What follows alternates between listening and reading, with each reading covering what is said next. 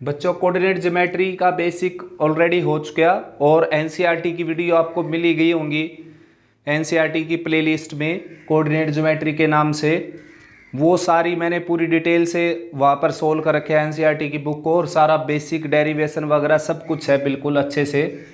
तो अब रिजोनेंस की बुक से कुछ प्रॉब्लम ले लेते हैं। तो फर्स्ट प्रॉब्लम है B6 पेज नंबर 255 पर। पेज है 255 और B6 क्वेश्चन है और स्टेटमेंट है if the centroid of A triangle formed by the point ABBCCA is at the origin. यानी कि कोई ट्राइंगल है जिसके कोऑर्डिनेट हैं AB। तो बच्चों ट्राइंगल ऐसी है कि जिसका सेंट्रोइड जो है वो ओरिजिन पर है। जैसे ये ओरिजिन है तो इस ट्राइंगल का जो सेंट्रोइड है वो ओरिजिन है, ठीक है ना।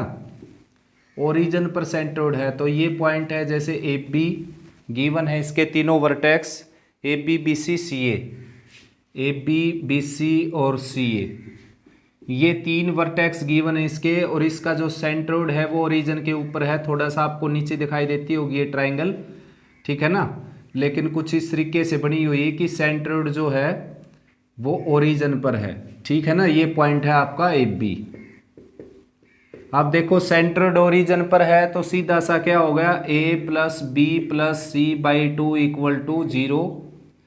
ये सेंट्रोइड आ गया ना, A x1 plus x2 plus x3/2, y1 plus y2 plus y3/2, यानी कि B plus C plus A/3 आएगा ये नीचे। और ये आ गया आपका centroid x1 plus x2 plus x3/3, y1 plus y2 plus y3/3, ये सेंट्रोइड आ गया। और ये किसके इक्वल है, 0 0 के इक्वल। सेंट्रोइड 0 0 के इक्वल दे रखा है तो कंपेयर करेंगे तो कुल मिलाकर A plus B plus C की वैल्यू क्या आ गई, 0, ठीक है ना। और रिक्वायरमेंट किसकी है यहाँ पर, रिक्वायरमेंट है कि A³ plus B³ plus C³ किसके इक्वल होगा। तो सीधी सी बात है 3ABC के इक्वल हो जाएगा भाई। मल्टी कंसेप्ट क्वेश्चन है, अलजेब्रिक आइडेंटिटी भी ले रखी है यहाँ पर। 6th-7th क्लास में आते थे ये क्वेश्चन, और सेंट्रोइड का भी कंसेप्ट यूज करवा लिया। 6th-7th क्लास में केवल क्वेश्चन इतना होता था, अगर A plus B plus C की वैल्यू 0 है तो A³ plus B³ plus C³ की वैल्यू बताइए क्या होगी। तो वो किसके इक्वल होगी, 3ABC के इक्वल। वही बच्चा निकालेगा जिसको आइडेंटिटी याद होगी, ठीक है ना, और बाकी डिपेंड रहेंगे दूसरों के ऊपर। तो इसकी आइडेंटिटी होती है A plus B plus C और A² plus B² plus C² minus 3ABC भी होता है इसमें। यहाँ पर थोड़ी सी स्पेस की कमी थी, यहाँ पर मैं लिख देता हूँ A³ plus B³ plus C³ और minus 3ABC, A plus B plus C plus C और A² plus C² plus C² और minus AB minus BC minus CA या AC। ये तो क्वेश्चन बहुत बार आ लिया होगा आपके सामने, सभी बच्चों के सामने कई बार आ चुका है ये क्वेश्चन। और ये क्वेश्चन जो है ये एग्जाम होते हैं जो कंपटीशन के, कोई भी बैंकिंग का या फिर SSC वगैरह के एग्जाम होते हैं, नॉन टेक्निकल मैथ जिनमें आता है, ये क्वेश्चन डेफिनेटली देखने को मिलता है। तो A plus B plus C की वैल्यू अगर मैं यहाँ पर 0 रखता हूँ, यहाँ पर 0 अगर मैंने रख दी तो ये सारा 0 हो जाएगा, और A³ plus B³ plus C³ की वैल्यू क्या आ जाएगी, 3ABC के इक्वल। कई बार बड़ी बड़ी क्वांटिटी देकर इस तरह की क्वांटिटी दे देता है, जैसे कि 57, उसके बाद 48, तो इन दोनों का सम हो गया 8 और 15 और 9 प्लस 10 और 105। तो कई बार ऐसा दे देता है ये क्वांटिटी देकर और इनके क्यूब का सम पूछ लेता आपसे कि 57 का क्यूब प्लस 48 का क्यूब और प्लस माइनस 105 का क्यूब, इनका क्यूब का सम बताइए। तो अब देखो इन तीनों का सम क्या हो गया, 0 के इक्वल, 0 के इक्वल हो गया तो इनके क्यूब का सम क्या होगा, 3abc के इक्वल, यानी कि तीनों का प्रोडक्ट करके 3 टाइम्स कर दीजिए, क्यूब नहीं करना पड़ेगा, ठीक है ना, वरना क्यूब करके फिर तीनों को ऐड करना पड़ेगा। रिक्वायरमेंट ये थी। ये क्वेश्चन कई फॉर्म में आता है, जैसे कि अभी आपके सामने कोऑर्डिनेट ज्योमेट्री में भी दे दिया ये मल्टी कंसेप्ट करके। देखो बच्चों C4 क्वेश्चन ये, if this this and this points are collinear then show that this equal to this. तो इस क्वेश्चन को बहुत सारे मेथड से किया जा सकता है, बहुत ही सारे मेथड से, ठीक है ना। जैसे कि डिस्टेंस फार्मूले से किया जा सकता है, इस पॉइंट को A लेट कर लें, इसको B लेट कर लें, इसको C लेट कर लें। तो डिस्टेंस फार्मूले से कैसे कर सकते हैं इसको, कि दो डिस्टेंस का जो सम है वो तीसरी डिस्टेंस के इक्वल रख देंगे अगर कोलिनियर है तो। फर्स्ट मेथड हो गया ये। सेकंड मेथड है सेक्शन फार्मूले से भी किया जा सकता है। जैसे ये पॉइंट k⁻1 में लेट कर लेते हैं कि ये इन दोनों को k⁻1 में डिवाइड करता है, तो x यानी कि m की वैल्यू, x की वैल्यू है जो कि m है, तो x की वैल्यू से k की वैल्यू निकाल लेते हैं। यहाँ पर देखो 1 की मल्टीप्लाई इस रेशो के साथ, k की मल्टीप्लाई इसके साथ, m की वैल्यू आ जाएगी ये, यानी कि k के रिस्पेक्ट में, और क्रॉस मल्टीप्लाई करके k की वैल्यू निकाल लेंगे यहाँ से। ठीक ऐसे ही फिर इस n की हेल्प से, यानी कि y की हेल्प से k की वैल्यू निकालेंगे। कैसे, 1 की मल्टीप्लाई q के साथ, k की मल्टीप्लाई q माइनस n के साथ, और नीचे k+1 क्रॉस मल्टीप्लाई करके k की वैल्यू निकालेंगे। k की दोनों ही वैल्यू सही होंगी क्योंकि कोलिनियर पॉइंट्स हैं। दूसरा मेथड हो गया। तीसरा मेथड है ट्राइंगल का यूज करके। ट्राइंगल का एरिया जो है वो 0 दिखा देंगे। ये ट्राइंगल बन गई, ये पॉइंट्स मैंने ट्राइंगल के ऊपर ले लिए, तो ये पॉइंट्स तो कोलिनियर थे, तो यानी कि ट्राइंगल बनी नहीं थी, तो ट्राइंगल का एरिया क्या हो जाएगा, 0। तो इस ट्राइंगल का एरिया 0 दिखा देंगे, उससे भी वो प्रूव हो जाएगा जो दे रखा है। यानी कि कोलिनियर के 3 मेथड बता दिए मैंने। अभी आपको फोर्थ मेथड देखते हैं। देखो फोर्थ मेथड है स्लोप का यूज करके। मैंने स्लोप आपको बताया था सबसे आसान तरीका है स्लोप का यूज करके। तो स्लोप का यूज करके कोलिनियर कैसे चेक करते हैं ये समझो आप पहले। देखो जैसे ये पॉइंट A ले लिया मैंने, ये B ले लिया, ऊपर लिखा भी हुआ है, और ये C ले लिया। ये 3 पॉइंट हैं जैसे। अब इनसे एक लाइन सेगमेंट बन गया AC। अब इस लाइन सेगमेंट के 2 टुकड़े हैं AB और BC। तो आप क्या कर लीजिए, slope of AB equal to slope of BC रख दीजिए। स्लोप ऑफ BC, AB और BC का स्लोप इक्वल रख दीजिए। उससे अपने आप वो प्रूव हो जाएगा, क्योंकि अगर कोलिनियर होंगे तो स्लोप इक्वल होगा, स्लोप इक्वल नहीं होगा तो कुछ इस तरीके से हो जाएगा। तो ये तो एक लाइन है ही नहीं। देखो इसका स्लोप अलग है, इसका स्लोप अलग है। स्लोप बिल्कुल सेम होगा, एक ही रहेगा, तो एक ही लाइन रहेगी, यानी कि एक ही स्ट्रेट लाइन रहेगी। तो इसका स्लोप निकालता हूँ मैं AB का। देखो कैसे निकलेगा, y2 minus y1 n minus Q divided by x2 minus x1 यानी कि m माइनस p। ये AB का स्लोप आ गया। ठीक ऐसे ही BC का स्लोप निकालेंगे तो y2 माइनस y1 यानी कि q माइनस n में से n जाएगा, तो q माइनस 2n बच गया ये। यहाँ पर फिर p माइनस m में से m जाएगा, तो p माइनस 2m बच गया। अब क्रॉस मल्टीप्लाई करनी है इसकी, बस वो आंसर आ जाएगा आपका। सबसे आसान तरीका है स्लोप मेथड, वरना आप किसी भी मेथड से करके दिखा दीजिए इसको। स्लोप से अगर आसान पड़ेगा तो स्लोप से ही सबसे आसान पड़ेगा ये। तो क्रॉस मल्टीप्लाई करेंगे, n की मल्टीप्लाई इसके साथ np हो गई, इसके साथ 2mn हो गई, और फिर माइनस क्यू की इसके साथ मल्टीप्लाई माइनस पी क्यू हो गया, माइनस क्यू की इसके साथ मल्टीप्लाई प्लस 2m क्यू हो गया, इक्वल में m की मल्टीप्लाई q के साथ m क्यू हो गई, और m की मल्टीप्लाई माइनस 2n के साथ माइनस 2mn हो गई। उसके बाद माइनस p की इसके साथ माइनस पी क्यू हो गई, और माइनस p की इसके साथ प्लस 2pn हो गई, प्लस 2pn। अब देखो कैंसिल करते हैं, माइनस पी क्यू से माइनस पी क्यू कैंसिल हो गया, माइनस 2mn से माइनस 2mn कैंसिल हो गया, और उसके बाद np यहाँ पर बचा है और np वहाँ पर बचा है, तो ये np उस तरफ चला जाएगा। ठीक ऐसे 2mq इधर है और mq राइट में है, तो ये mq इस तरफ आकर इसमें से माइनस होकर एक mq बच जाएगा, और ये एन पी राइट में जाकर इसमें से सब्ट्रैक्ट होकर एक पी एन बच जाएगा। तो ये देखो आपका आंसर आ गया। सो दैट का क्वेश्चन था। स्लोप मेथड सबसे बेस्ट मेथड है। और भी मैं बताऊं आपको, मैंने ए बी और बी सी का स्लोप इक्वल रखा है। आप चाहे ए बी और ए सी का स्लोप इक्वल रख दो, चाहे बी सी और ए सी का स्लोप इक्वल रख दो। देखो ए बी बी सी का स्लोप इक्वल रख सकते हो, slope of A B equal to slope of B C, या फिर स्लोप ऑफ ए बी और स्लोप ऑफ ए सी। कोई भी दो रख दो, कोई भी एक रख दो आप। Slope of B C, slope of A C, यानी कि कोई भी एक लेकर चल पड़ सकते हो आप। ये लेकर चल पड़ो, ये लेकर या ये लेकर, क्योंकि अगर कोलिनियर है तो इन दोनों का स्लोप भी इक्वल होगा, इन दोनों का स्लोप भी इक्वल होगा, इन दोनों का स्लोप भी इक्वल होगा। बिल्कुल आसान मेथड से है ये। 7th क्वेश्चन है, if the line joining point 2 3 and -1 2 divided internally in 3:4 by the line this, then find the value of K. जो मैंने आपको बेसिक करवाया था उसी बेसिक के ऊपर क्वेश्चन है, बिल्कुल सेम, बिल्कुल आसान। तो ये पॉइंट निकालेंगे हम एक्स वाई। सबसे पहले एक्स वाई कैसे निकालेंगे, देखो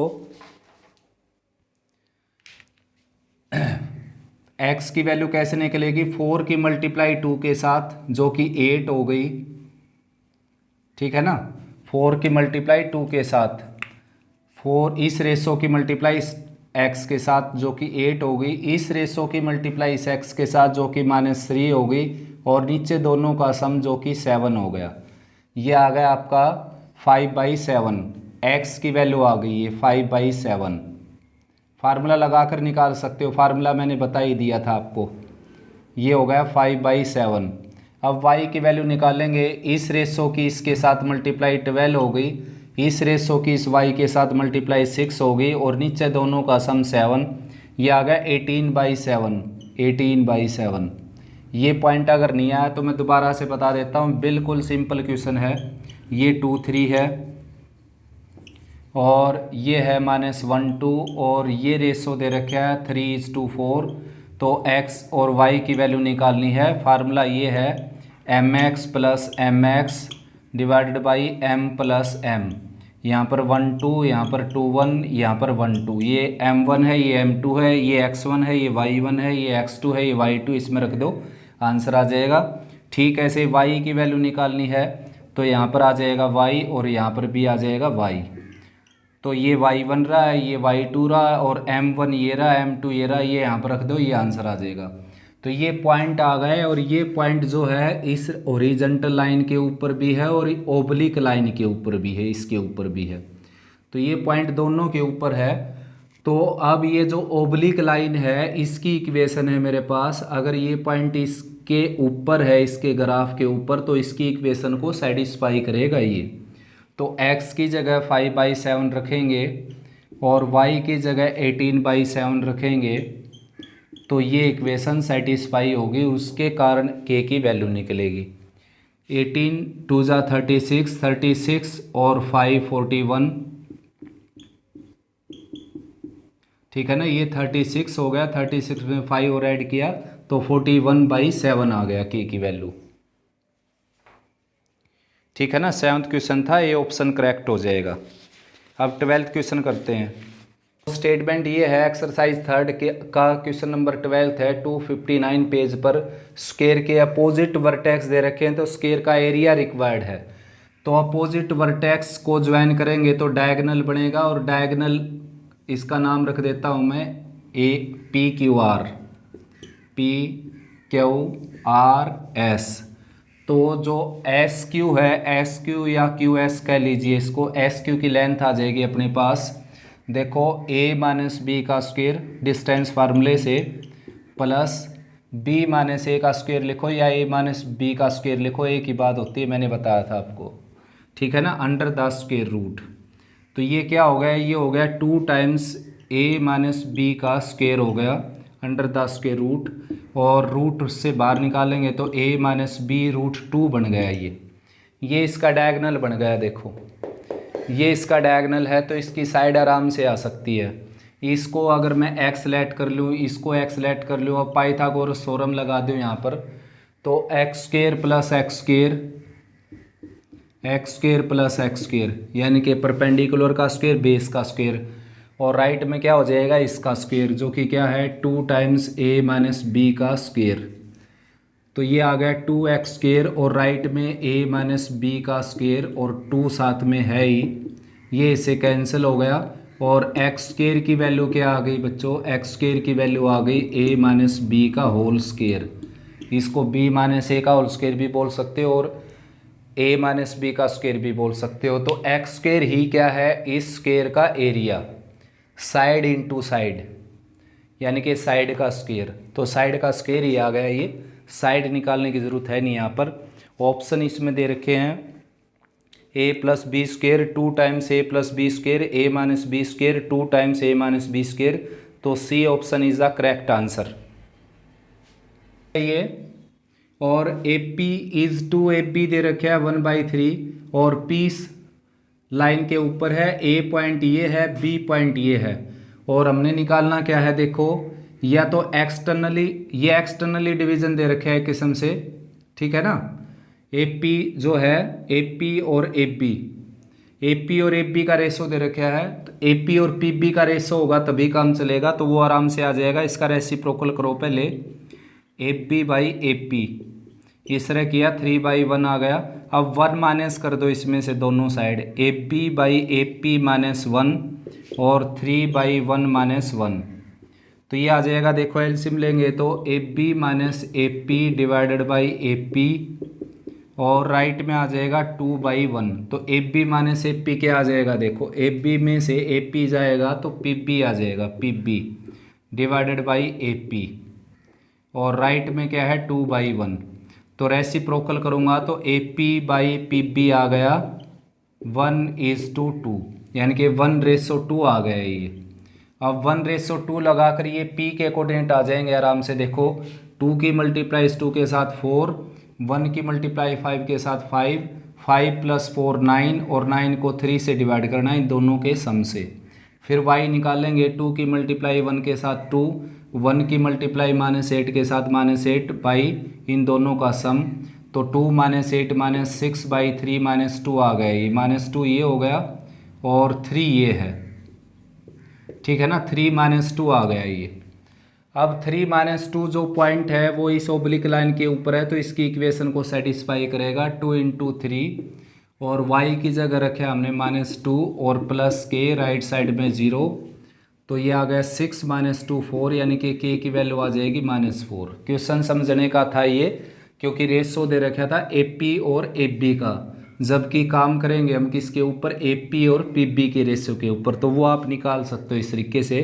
कैसे निकाला मैंने देखो, AB ये है और AP ये है, तो AB में से AP माइनस होगा तभी PB आएगा, और AB में से AP तब माइनस होगा जब 1 माइनस करेंगे दोनों साइड।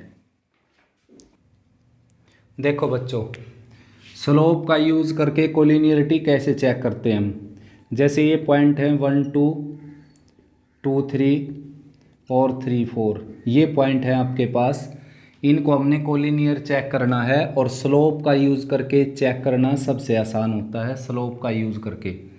तो मैं स्लोप ऑफ AB निकालता हूँ यहाँ पर, स्लोप ऑफ AB, तो ये आ जाएगा y2 - y1 यानी कि 3 - 2 डिवाइडेड बाई x2 - x1 यानी कि 2 - 1, ये आ गया 1। फिर मैं निकालूंगा slope of BC, slope of BC निकालूंगा तो y2 - y1 यानी कि 4 - 3 डिवाइडेड बाई x2 - x1 3 - 2, ये भी क्या आ गया 1। तो दोनों के स्लोप इक्वल आ गए, तो समझो ये पॉइंट्स क्या हो गए, collinear, lie on a straight line. आप चाहें स्लोप ऑफ AC भी निकाल लो, स्लोप ऑफ AC भी इतना ही आएगा। स्लोप ऑफ AC देखो y2 - y1 यानी कि 4 - 2 और x2 - x1 यानी कि 3 - 1 2/2 यानी कि 1। तीनों के ही स्लोप इक्वल आने हैं, आपने तीनों के चेक करने नहीं हैं यहाँ पर, केवल 2 के स्लोप चेक करने हैं। या तो इन दोनों के स्लोप इक्वल आ जाएं तो कोलिनियर बोल दो, या इन दोनों के स्लोप इक्वल आ जाएं तो कोलिनियर बोल दो, या इन दोनों के स्लोप इक्वल आ जाएं तो कोलिनियर बोल दो। तो कोलिनियर बड़े आराम से चेक किया जा सकता है स्लोप का यूज़ करके। बाकी मेथड से बहुत ज़्यादा आसान है, डिस्टेंस फार्मूले से तो ख़ास तौर पर बहुत आसान है। उसके बाद जो है टाइप ऑफ क्वाड्रिलेटरल चेक करते हैं हम स्लोप का यूज़ करके। देखो तो जैसे कोई क्वाड्रिलेटरल दे रखे हैं आपको, इसके वर्टेक्स दे रखे होंगे 1 2 3 4, और ये जैसे आ गया यहाँ पर 9 + 1 5/2। मैं पॉइंट थोड़े से लेने लग रहा हूँ ढंग से यहाँ पर। और ये आ गया 8, उसके बाद ये आ गया 7 और ये आ गया 6। अब देखो ये क्वाड्रिलेटरल है और इसको चेक करना हमने कि क्या है क्या नहीं है ये। तो सबसे पहले तो इसको पैरेललोग्राम चेक करना है, और पैरेललोग्राम चेक करते समय स्लोप का यूज़ से बढ़िया है मिड पॉइंट फार्मूले का यूज़।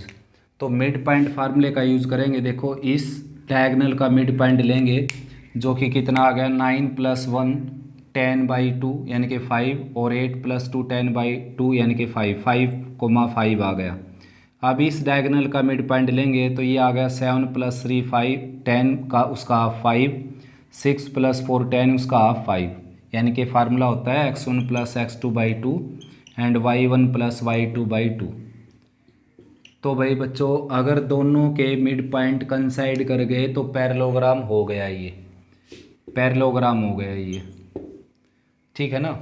अब पैरेललोग्राम के बाद इसको चेक करना हमने रेक्टेंगल है, रोम्बस है क्या नहीं है। तो उसके लिए वैसे पैरेललोग्राम केवल स्लोप से चेक करना चाहो तो केवल स्लोप से भी चेक हो जाएगा। इस लाइन का स्लोप इस लाइन से इस साइड का और इस साइड का स्लोप इक्वल आएगा। देखो 6 - 2 4 और 7 - 1 6, ऐसे ही 8 - 4 4 9 - 3 6। तो स्लोप भी इक्वल आ गए इन दोनों का। ऐसे इन दोनों का स्लोप भी निकालना पड़ेगा, वो भी अगर इक्वल आ जाए, वो इन दोनों के इक्वल नहीं आएगा, यानी कि इन दोनों का आपस में इक्वल आएगा और इन दोनों का आपस में इक्वल आएगा।